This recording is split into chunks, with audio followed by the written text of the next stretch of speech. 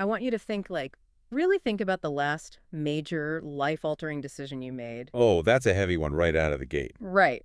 But chances are you didn't just, leave it up to the wind. You probably approached it like an engineer. Yeah, mapping out all the pros and cons. Exactly. You maybe talked to a financial advisor or a mentor, and you tried to calculate the exact trajectory of your choices. Because, well, we all do this. It's human nature. We desperately want to believe we're the architects of our own lives. Like we're standing in front of this giant whiteboard, drawing straight, perfectly logical lines from point A to point B. I mean, it is a deeply human coping mechanism. We completely craze the illusion that our hands are firmly on the steering wheel. For sure. That if we just build enough structure around ourselves, we can keep the unpredictable elements of the universe safely locked outside the door. But then you think about the actual reality of how life happens. You think about missing a subway train by, 10 seconds? Right. The butterfly effect. Exactly. And because you missed that train, you end up standing next to a stranger on the platform who eventually becomes your spouse. Or, on the flip side, a random illness. Yeah. Or an economic crash that just totally obliterates your 5-year plan in a single afternoon. It's terrifying when you actually stop to think about it. It really is. When you strip away the whiteboard, we are all basically just spinning a giant roulette wheel and pretending we know exactly where the ball is going to land. And that tension is exactly what we are wading directly into today. Yes, today's deep dive is all about the massive, terrifying collision between meticulous, engineered human design and pure, unadulterated randomness. And we are doing it through a highly specific, honestly fascinating lens. We are going to unpack the life and mind of Manuel de Valle y Colón. Primarily through his May 2026 poetry collection. Right, the one titled Omnibus Poetry Sexicate Chance. Which is where the paradox of this whole deep dive really begins for me. Because when you read through his work, and really dig into it, you realize you are dealing with explosive history. Oh, absolutely. We are talking about civil rights, colonialism, extreme economic precarity, and these deeply entrenched political divides. And we should probably make this clear right now. Whether you approach that history from a left-wing perspective or a right-wing perspective, our goal here isn't to take a side. No, not at all. What is truly captivating is looking purely at how Del Valle builds his philosophy around it. He takes all that heavy systemic weight, all that historical trauma, and he contrasts it with the sheer, unpredictable luck of the draw. We are taking the ideas exactly as he presents them in the text. We just want to understand a man who spent his entire life fighting systems, only to write a sprawling tribute to chaos. Because that tension that is the spine of his work. It really is. You are talking about a man whose literal day-to-day profession for decades was to enforce structure. Like hardcore structure. Exactly. As an Ivy League-educated lawyer, an arbitrator, and a chief administrative law judge, his entire job was to look at the messy, chaotic disputes of human beings and force them into the rigid, predictable boxes of the law. He was a master system builder. He was.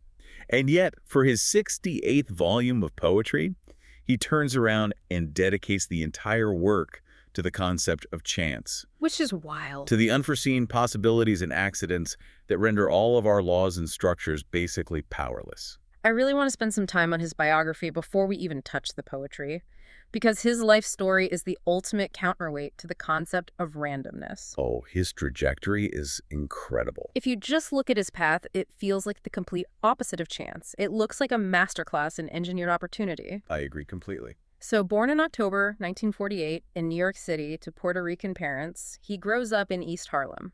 He moves from the Carver houses on East 102nd Street to the Douglas projects on West 102nd Street. Let us just pause and contextualize what that means for a second. Yeah, please do. Growing up in the New York City public housing projects in the mid-20th century, the statistical probabilities were absolutely not geared toward a young Puerto Rican boy eventually sitting alongside Supreme Court justices. Not even close. The systemic friction was immense.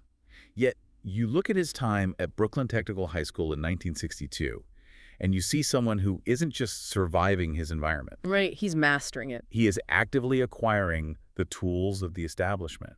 He majors in the college prep program. He manages the fencing team. The fencing team, that alone is such a specific strategic sport. Exactly.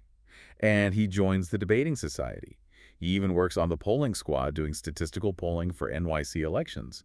He is learning how systems operate, how data is gathered, and how arguments are won. He is basically studying the blueprint of the machine so he can figure out how to rewire it. That's a great way to put it. There is this detail in the source material from his high school yearbook, which he actually includes in the book's dedication, by the way. His peers aren't just calling him, like, a nice guy. No, they recognize his drive. They're calling him a future intellectual, the best history student in the school, and Tech's great philosopher and debater. High praise for a high schooler. And then he takes those tools and applies them at an astonishing scale. He gets selected for the Yale Transitional Year program, and from there, he lands at Wesleyan University. Which is a huge pivot point. This is where the whole idea of him being an architect really solidifies for me. Because to you, the listener, I want to point out, he is like a grandmaster playing 3D chess. But instead of hoarding the board for himself, he's actively bringing folding chairs so everyone else can sit down and play too.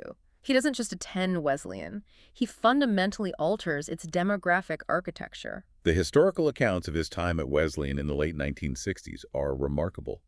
He recognized right away that there was virtually no Latino community on campus. Just a total vacuum.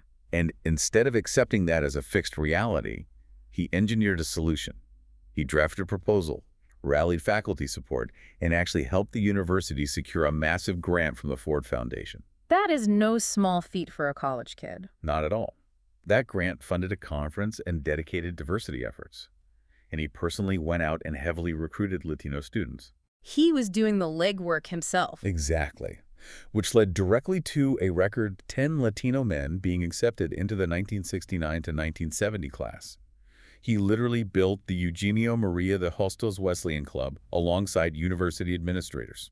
Think of his early life like an engineer retrofitting an old exclusionary building. I like that analogy. Right. The Ivy League simply wasn't built for kids from the Douglas projects.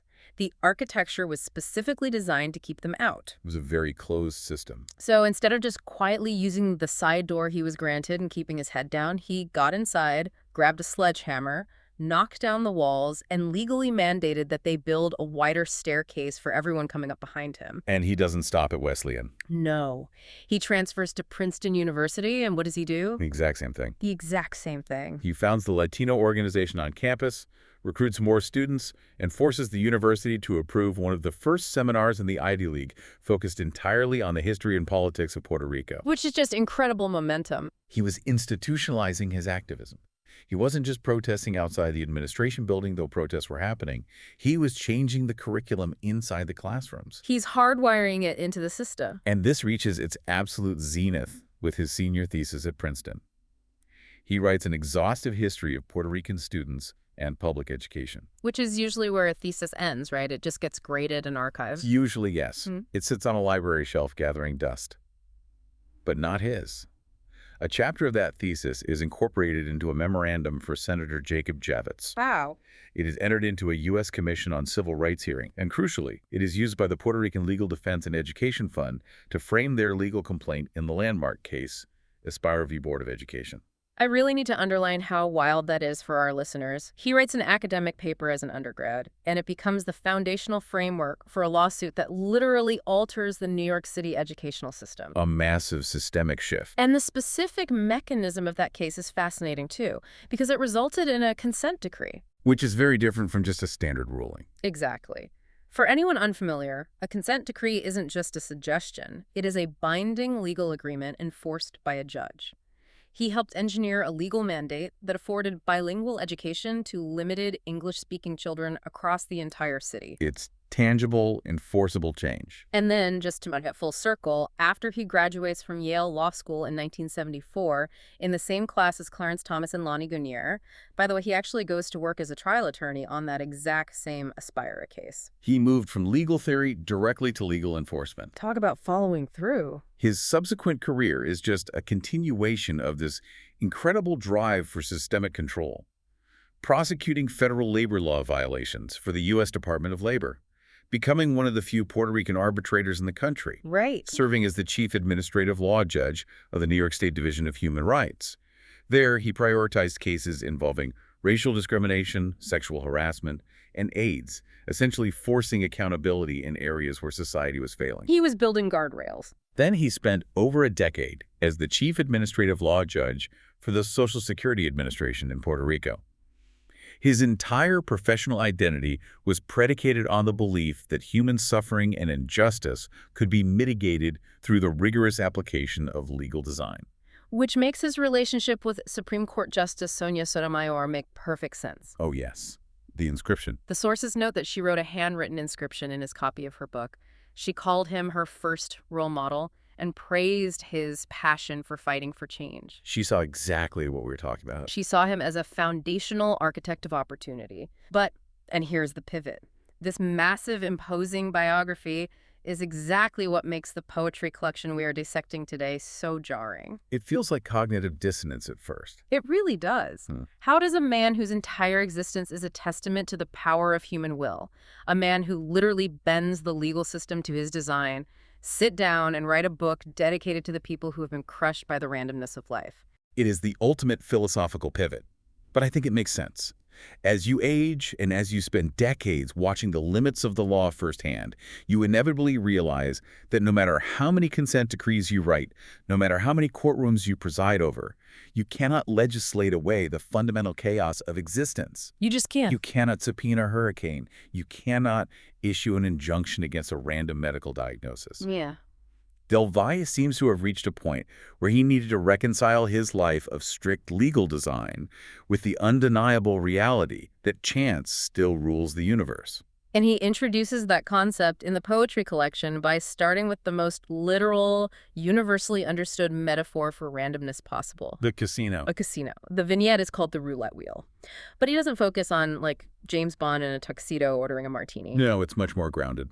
He starts with a delivery driver. It's midnight, and this driver, wearing a dark helmet and a leather jacket, is darting through the alleyways to drop off fried chicken at a casino. And after the delivery, the driver just stops and watches the high rollers. Del Valle is very deliberate in his choice of observer here.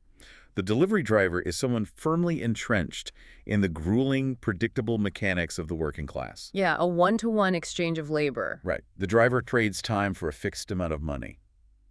But when this driver watches the roulette table, they are witnessing a completely different economic reality, one dictated entirely by probability. It's like peeking into another dimension for the driver. Exactly.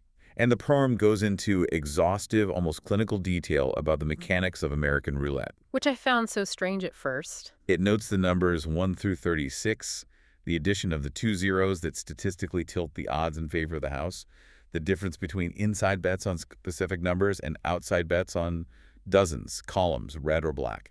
I actually found that technical description really bizarre at first. Like, why is a poet giving me the mathematical breakdown of a casino game? It reads like an instruction manual. It does. But when you think about it, a roulette wheel is the perfect intersection of what we've been talking about.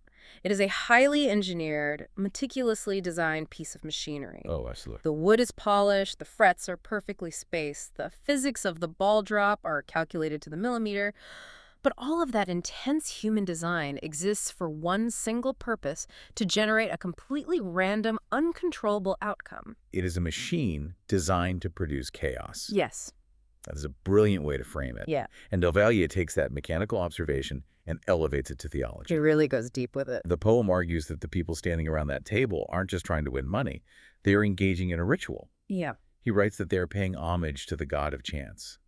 He suggests that this god brings together the player, the physical earth beneath their feet, and the heaven above in a moment of pure possibility. The act of betting as a spiritual experience. The act of betting is an exaltation to the unknown. He writes this incredible line: life exists in the possibility of an outcome without concern for the outcome itself.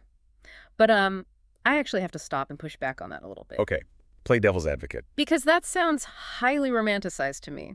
Is the gambler really achieving some sort of Zen spiritual alignment with the universe? Or are they just an addict desperately trying to buy a momentary illusion of control? That's a valid critique. I mean, when you throw chips on Red 32, you aren't surrendering to chance. You are praying that chance bends to your specific will. It feels like an act of profound hubris, not surrender. You are identifying the exact self-deception that Del Valle is playing with there. The gambler totally believes they are negotiating with chance, Right. perhaps even taming it. Like they found the secret system. Right, but the wheel doesn't care about their negotiations. The wheel spins regardless. Mhm. What Del Valle is suggesting is that the eventual realization, the moment the ball lands, and the player realizes they had zero control, is where the truth of existence lies. The reality check. We are all placing bets every day. Getting in a car is a bet. Taking a job is a bet. The outcome is irrelevant to the undeniable fact that we are forced to play the game. You can't opt out of the casino. No, you can't. That terrifying lack of control makes the next vignette completely understandable. Because we move from the chaotic public floor of the casino to the hyper-isolated, intensely controlled environment of an author's office. This is a fantastic contrast. And if the roulette wheel is a machine designed to produce randomness, this office is a fortress designed to eliminate it. The poem describes a workspace behind a closed door with an obsessive level of detail. It is a study in barricades. It really is. There is a massive L-shaped mahogany desk. There are 4 large computer screens creating a literal wall of information. A working microphone, 2 cameras, a printer sitting on a 2-drawer steel cabinet. And the clock. Yes, a white clock with black numbers violently keeping track of time. 2 black leather chairs, including one behind an elevated desk so the owner can type while standing. A lounge area with a mat and 4 more televisions. Bookshelves leading into a complete library featuring a wine-colored leather recliner and exercise equipment. It is an absolute panopticon of control.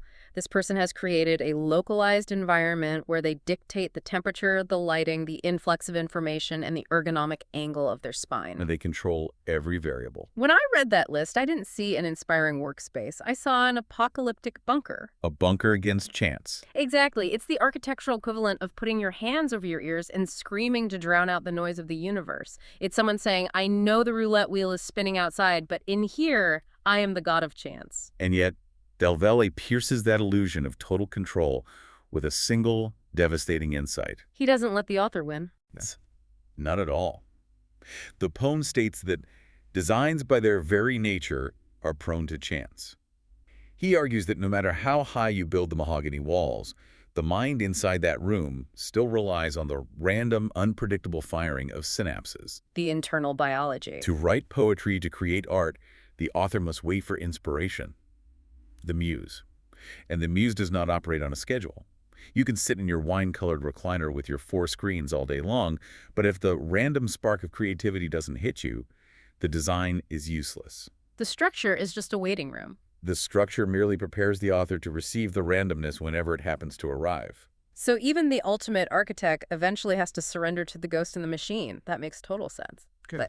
And this is but having the luxury to sit in a mahogany fortress and wait for a muse is a massive privilege. Oh, an incredible privilege. Most people don't get to build a bunker. Most people have to walk out their front door every morning and step directly onto the casino floor.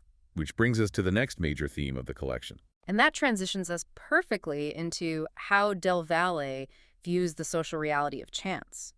Because if you can't control your environment, you have to find a way to survive it. And he argues that we survive the unpredictable economic and social pressures of the world by fundamentally altering our own identities. We survive by wearing masks. Exactly. We become shapeshifters. The theme of identity as a survival performance is central to the middle section of this collection, and he explores it most powerfully through the lens of historical trauma and colonialism. This is a tough read. It is in a vignette set in a colonial nightclub. The poem describes a man with brown skin who literally changed his face to survive his environment. He wears a yellow mask in the morning, a red mask in the afternoon, and a white mask in the evening. In the evening, he puts on this white mask, a black jacket, a crisp shirt, trousers, and shoes. The poet notes that he looks so grim and formal he could be working in a morgue. The imagery is incredibly stark. And he walks into a colonial nightclub in the capital city, surrounded by the people who occupy his homeland. The psychological layering here is incredibly dense. When he puts on the white mask, his behavior completely changes to match it. He speaks fluent French. Right. He flawlessly imitates the mannerisms, the cadence, and the cultural signifiers of the French occupiers.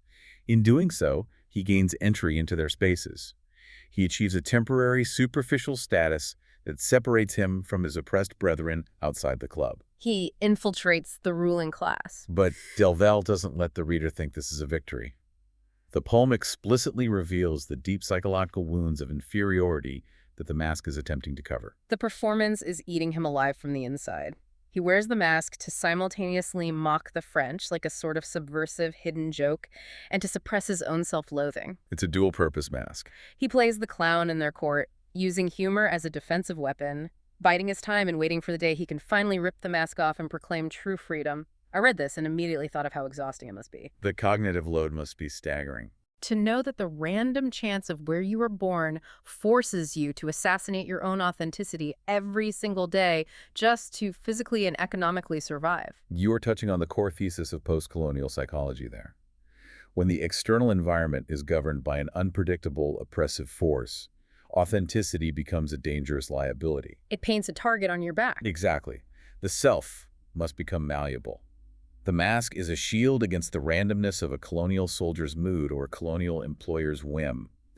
Given Del Valle's extensive background studying Puerto Rican history and the realities of colonized jurisdictions, he understands intimately how systemic chance forces marginalized people into constant, exhausting performance. And it's not just historical colonialism. He brings that exact same concept of the survival performance into the modern urban landscape. Yes, the clowns.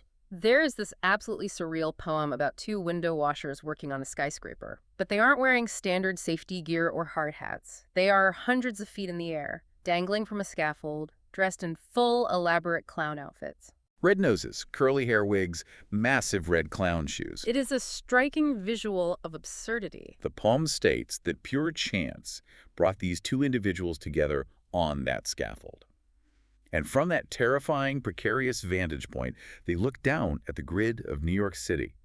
Now, structurally, a city grid is the ultimate expression of human order. Avenues run north to south, streets run east to west. It is designed to be predictable. But the clowns don't see order. They look down and see utter chaos. They see millions of people refusing to follow the rules, jaywalking, bumping into each other, entirely unaware of when the next random danger might strike. An ant farm of randomness. They see a city that is constantly tearing itself down and rebuilding. The clowns observe that in this environment, nothing lasts more than 5 years. If you rely on a specific deli or a specific building or a specific relationship to be there in a decade, you are completely deluding yourself. The physical environment of the city mirrors the volatility of the roulette wheel. But the crucial, counterintuitive takeaway Del Valle offers here is how the citizens react to it. This is the part that really got me. The clowns note that city dwellers don't actually want stability. They have no tolerance for permanence. They are so deeply enveloped in constant, random change that it becomes their baseline reality. They need the chaos. And it is within that idiosyncrasy, within that perpetual flux, that they actually find a strange kind of freedom. I really had to sit with that idea, finding freedom in the absolute instability of your environment. It's like accepting that the floor is lava, so instead of trying to stand still and getting burned, you just learn to enjoy jumping from the couch to the coffee table. That's exactly it. You surrender to the precarity. And Del Valle explicitly connects this to how people survive economically. He writes a series of vignettes about the hustle, about how economic chance decrees that we must take odd jobs, not because we are odd, but simply to afford the baseline cost of existence. He paints a very vivid, gritty picture of the gig economy before it was even called the gig economy. Oh, yeah, he was way ahead of his time there. He writes about walking 5 dogs at once through city traffic, bagging groceries at the supermarket, punching theater tickets, standing behind a bar pouring drinks. It is a relentless litany of fractured labor. There is this one painfully relatable detail where he talks about attending professional conferences. Not to learn anything, but simply to stuff oneself with free carbohydrates from the catering table. We've all been there. Just to have enough caloric energy to make it through the afternoon. He talks about eating free conference pastries so you can afford to go home and spend your actual time writing radio jingles or commercial scripts. Hustling for crumbs of time. And you do all of that mind-numbing hustle just to buy a tiny fraction of time to sit quietly, listen to the muse, and write from your actual heart. This perfectly illustrates the tension between the performed self and the authentic self. The daily labor is unpredictable, exhausting, and entirely performative. It's the yellow and red masks again. But it is a necessary economic mask worn to protect the true creator inside. The artist willingly submits to the chaos of the odd jobs to fund the quiet moments in the mahogany office. Which leads right into the ego discussion. Yes. This dynamic of navigating ego and survival culminates brilliantly in the vignette about the ghostwriter. This poem is phenomenal, and I think anyone who has ever worked in a corporate environment will immediately recognize the power dynamic here. Oh, without a doubt. You have this incredibly arrogant co-author, the name on the cover. This author is yelling at the ghostwriter, puffing out their chest, bragging about how important they are, how they're going to take all the credit, do all the television interviews, and soak up all the public adoration. A completely inflated sense of self. The author is completely consumed by their own ego, and the ghostwriter's reaction is just incredible. The ghostwriter simply laughs. Yep. They laugh silently, right in the face of the arrogant author. They let the author completely melt down before their laughter. Why? Because the ghostwriter knows the fundamental truth of the situation? They see the matrix. The ghostwriter knows that this arrogant author is entirely incompetent and desperately needs the ghostwriter's talent to actually produce the book and survive the writing process. The ghostwriter is completely unbothered by the lack of public credit. They don't need the validation. They are perfectly content to cash the check, offer absolutely no explanations, remain the invisible ghost in the machine, and be the only person in the room with an actual sense of humor. I really want to analyze why that silent laughter is so powerful in Delvey's philosophical framework. Go for it. In a chaotic, unfair world governed by chance, human beings desperately cling to credit and status to prove they exist. The arrogant author is obsessed with the illusion that they are controlling the narrative. But the ghostwriter has achieved a higher level of liberation. By letting go of the ego. By relinquishing the need for public validation, the ghostwriter becomes immune to the unpredictable whims of public opinion. They reclaim their power by refusing to play the ego game entirely. I was actually shocked by how much I related to the ghostwriter. In a world obsessed with personal branding and getting credit for every tiny thing you do, willfully choosing invisibility feels like a radical act of rebellion. It is very subversive. It makes you realize that giving up the credit is actually the ultimate flex. The boss can scream all they want, but if you hold the actual means of production in your mind, you are untouchable. You are wearing the mask of the subordinate, but you hold all the cards. Exactly. The mask provides social and economic invulnerability. But Delvani is too rigorous a thinker to stop there. He forces the reader to confront the terrifying limitation of this philosophy. Because masks have limits. Because while wearing a mask can protect your ego, and while silent laughter can protect your sanity, neither of those things can stop a bullet. Wow, yeah. Neither of those things can cure a cellular mutation. When we strip away the social performance, we are forced to confront the ultimate, unavoidable randomizer. Biology. The physical fragility of the human body. And this is where the collection shifts into a deeply stark analytical tone. We are moving from the social casino to the biological casino. A much higher stakes table. To explore this, he writes a vignette that directly contrasts two different types of medical professionals, a hospital doctor and a forensic doctor. And the imagery he uses to separate their realities is chillingly precise. The hospital doctor deals with the narrative of the living. Right. They work with a whole functioning person. They are managing real-time pain, asking questions, trying to diagnose the ailment, and offering a forward-looking prognosis. They are engaged in an active, ongoing battle against biological chance, trying to steer the patient back to health. It's an active negotiation. But the forensic doctor's reality is entirely different.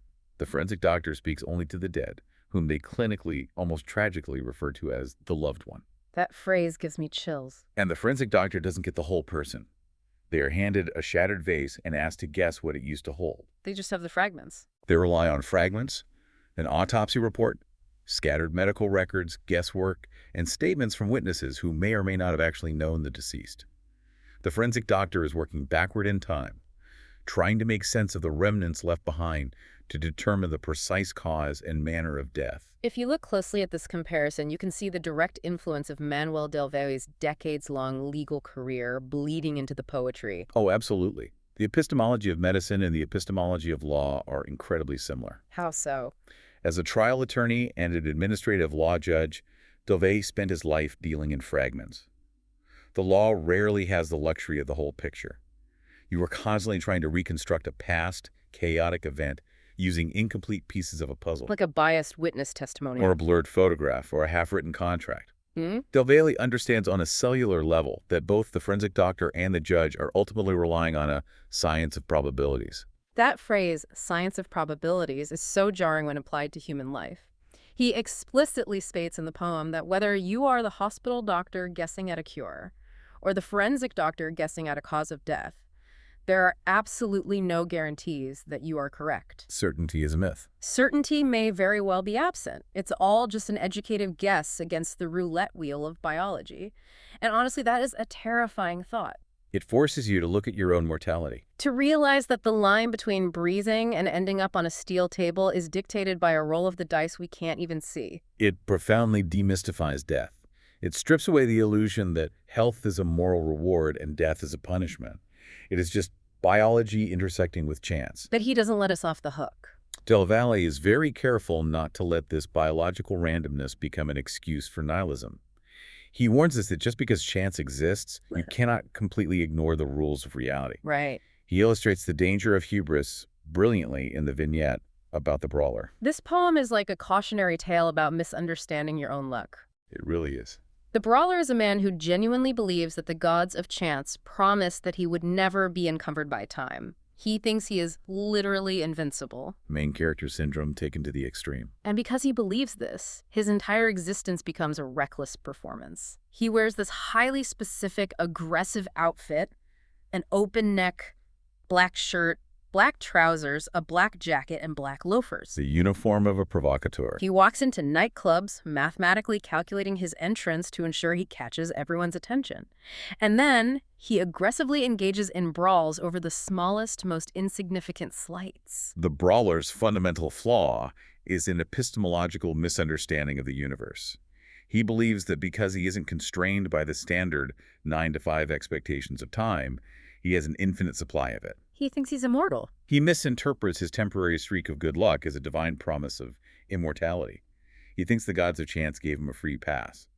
But the gods didn't promise immortality. They simply gave him the freedom to stay awake all night if he chose to. And the universe eventually corrects his misunderstanding with brutal efficiency. The bill comes due? He gets into a petty knife fight with a competitor and he dies. The poem coldly notes that there is a limit to excess. The brawler forgot that while chance might govern the timing of the universe, he still had to pay the toll of karma and personal responsibility. He thought he was outside the system. It's like someone driving a car at 120 miles an hour toward a cliff edge because they genuinely believe their lucky rabbit's foot will magically deploy a parachute. A fatal miscalculation. You can ignore the laws of physics, but the laws of physics will absolutely not ignore you. It is a vital distinction in his philosophy.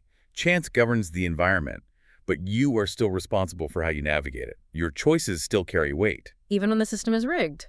However, even when you navigate the world with perfect morality and deep responsibility, the fragility of the body remains.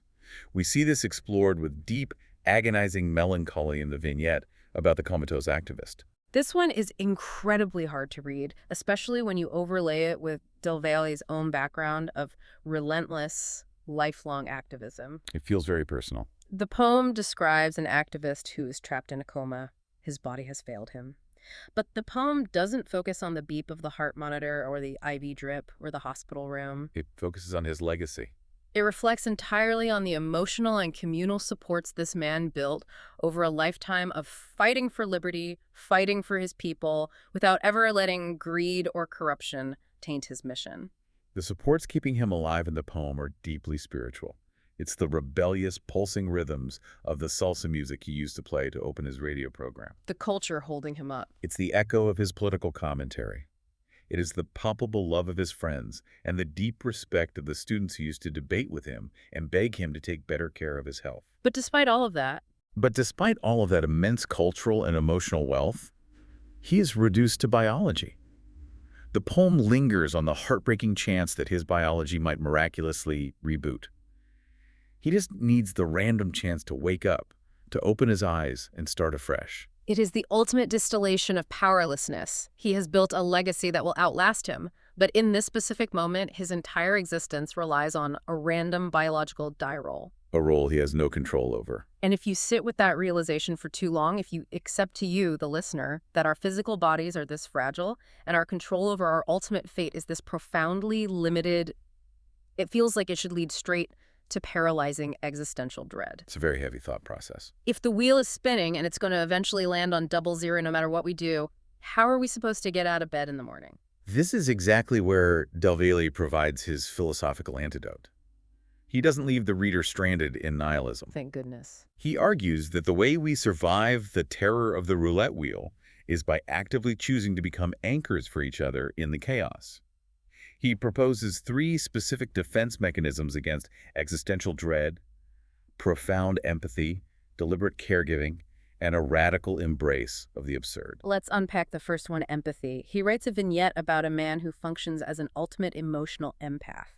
And it's not presented as a superpower like in the movies. It's presented as a heavy, chaotic burden. A profound vulnerability. The empath constantly repeats to himself, we are at the mercy of other people's emotions. He absorbs the internal weather of everyone around him.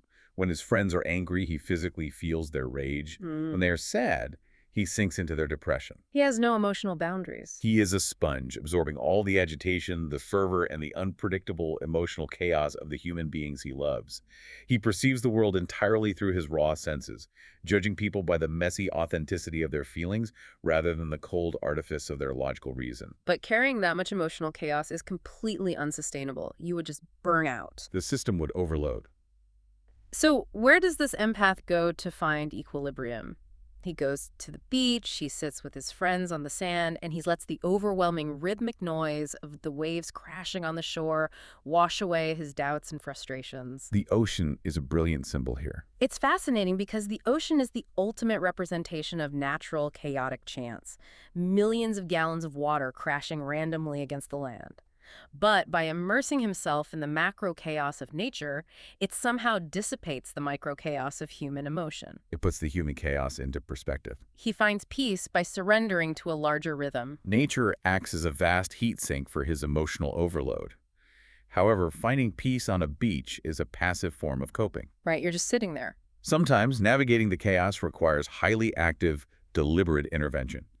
And this brings us to a poem that completely recenters the entire collection. It is a stunning exploration of localized order, titled simply around a post-it note brother. I think this is the emotional core of the book. I would agree. It is a beautifully grounded story of caregiving in the wake of ultimate tragedy. The premise is that 2 brothers have lost their parents in a sudden, random accident. The worst possible roll of the dice. The ultimate destructive spin of the roulette wheel has shattered their family.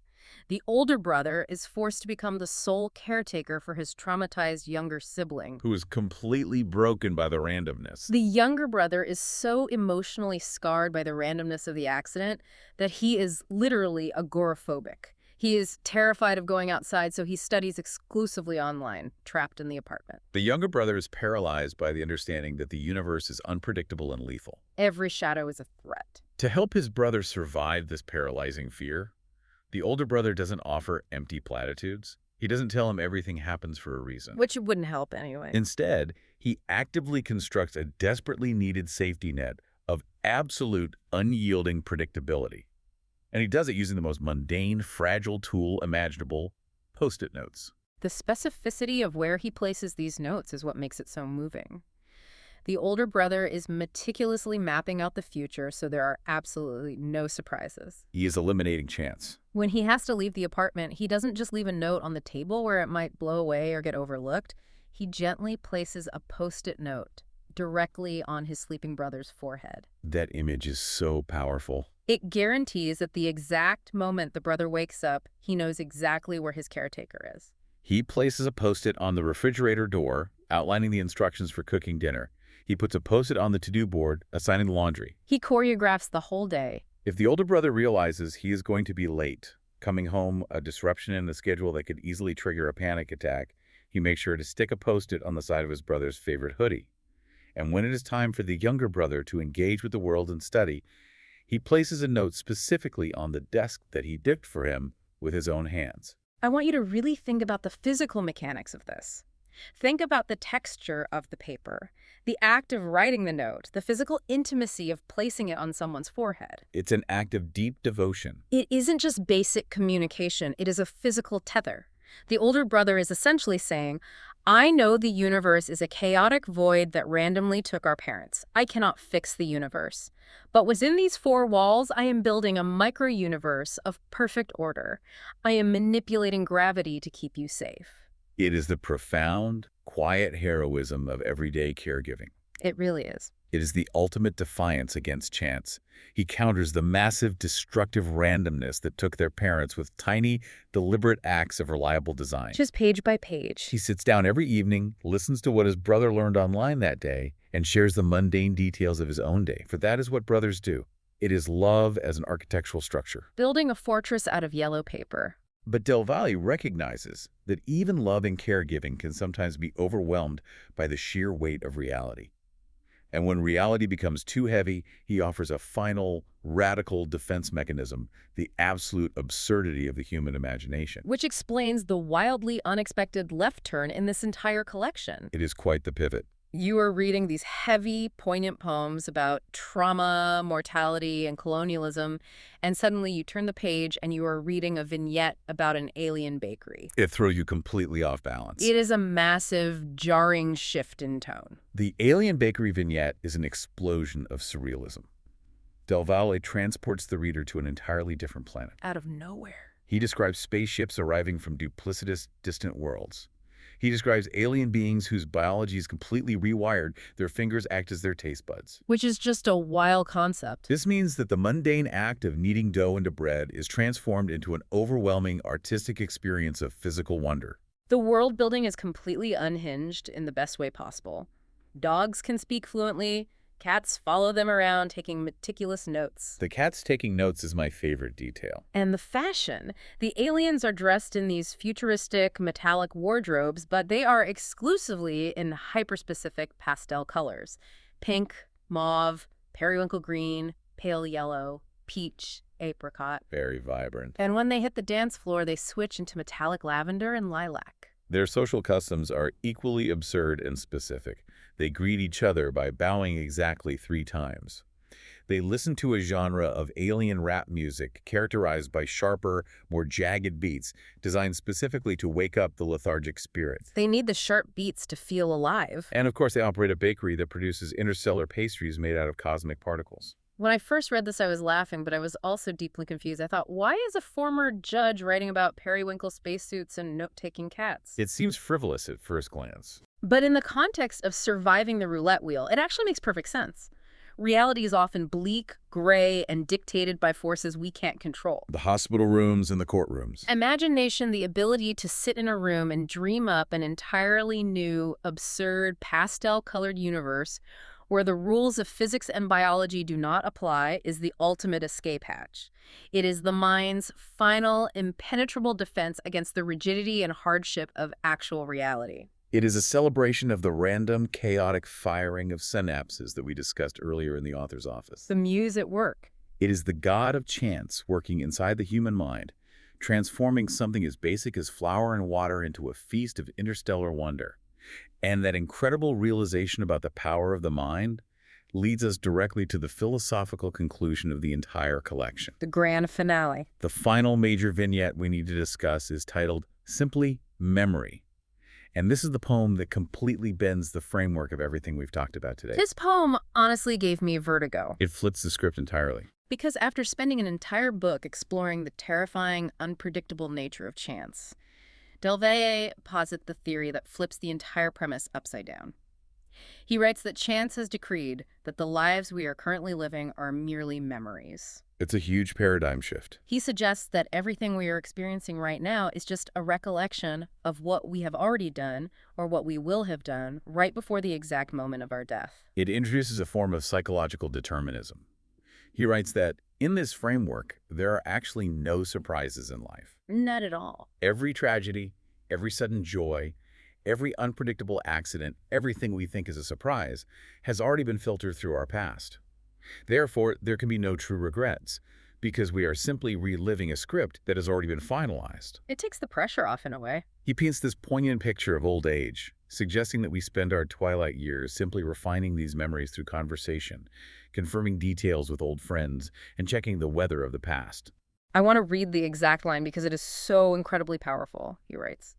Everything made sense. There was no randomness at all, just a misinterpretation of a larger trajectory or plan. It's a profound statement of peace. So he spends 67 poems showing us how chance destroys and shapes us, and in the 68th, he basically says, wait, what if chance is just an illusion? Right. What if the roulette wheel isn't random at all? What if we just can't see the underlying mathematics of the universe because we are too busy experiencing it as a memory? It brings his entire life's journey full circle. How do you mean? If life is a memory of a script already written, then his meticulous legal career, his relentless system building, his fight for civil rights, all of that wasn't a defiance of chance. It was simply the realization of his predetermined nature. He was always going to be the architect. He was always meant to build those doors. He was always meant to write those consent decrees. The chaos he fought wasn't random. It was the necessary friction required for him to fulfill his trajectory. Okay, let's pull all of this together. It's a lot to process.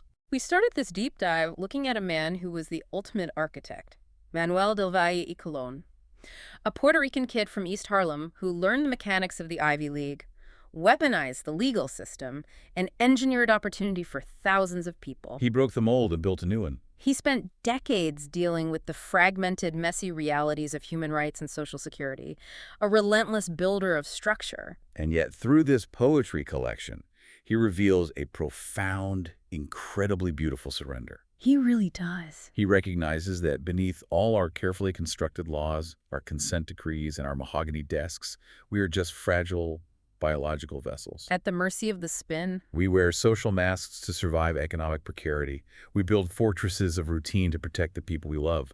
And when the pressure becomes too much, we retreat into the absurd, colorful sanctuaries of our own imaginations. We survive the spin of the wheel through the quiet, physical heroism of sticking a Post-it note on a brother's forehead. We survive by finding connection wherever we can.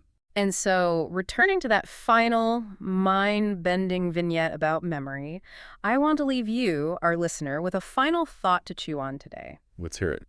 If Del Valle is right, and the life you are experiencing right now is truly just a memory of things you've already accomplished, then that random chance that terrifies you in the middle of the night isn't the universe rolling the dice against you at all. It's just a playback. It is just your own mind slowly turning the pages of a script you've already successfully written.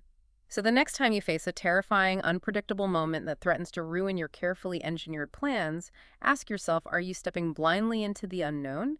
Or are you just remembering a scene where you already survived?